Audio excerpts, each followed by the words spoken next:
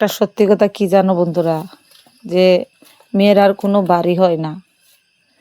আজকে মেয়েরার যদি বাড়ি হইতো, বাপের বাড়ি গেলেও অতিথির মতো থাকতে লাগে।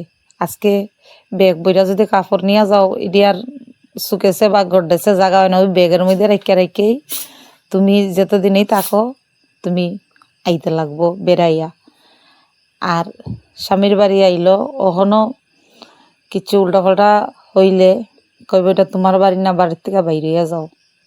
তে অনেক সময় নিজে পছন্দ কইরা আইলে, নিজে পছন্দ না মা বাবাই দিল, অনেক সময় দেখা যায় যে মেয়েরারে কোনো সময়ও অনেক বাড়িতে দাম দেয় না।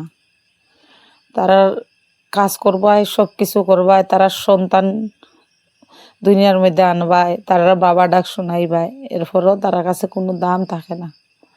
আর নিজে তো পছন্দ করে আইলে কাউরে দোষা যায় না। অনেক সময় নিজের সন্তানের দিকে চাইয়া অনেক সময় অনেক কিছু কষ্ট সহ্য করে নিতে লাগে। এটা হলো দুনিয়ার বাস্তব। তো হ্যালো এভরিওয়ান, আমার বাড়ি ত্রিপুরা কৈলাসহরে। আমি রাখি দেব আবার আইলাম তোমরা সামনে নিয়ে ছোট্ট একটা মিনি ব্লগ। সবাইকে স্বাগতম। প্রত্যেকদিন তো উঠা কর্ম করতে লাগে, কারণ কর্ম ছাড়া তো কিচ্ছুই নাই। সেই সব কাজটা সাইরা আইসি, চা বানাইতাছি, চা একটু খাইমু, খাইয়া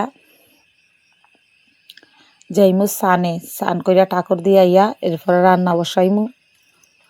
কারণ রান্না তো করতেই লাগবো, খাইতেও লাগবো।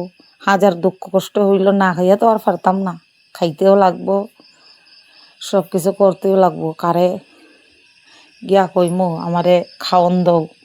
নিজের যদি একলা সংসার থাকে, সব কিছু নিজে একলাই করতে লাগে।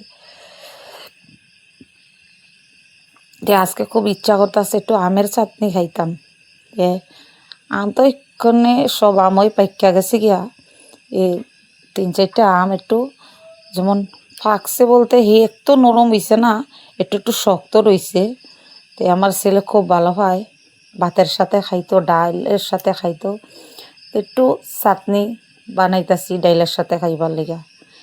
তো ঠিক আছে বন্ধুরা, সবাই ভালো থাকো, দেখা হইব তোমরা সাথে নেক্সট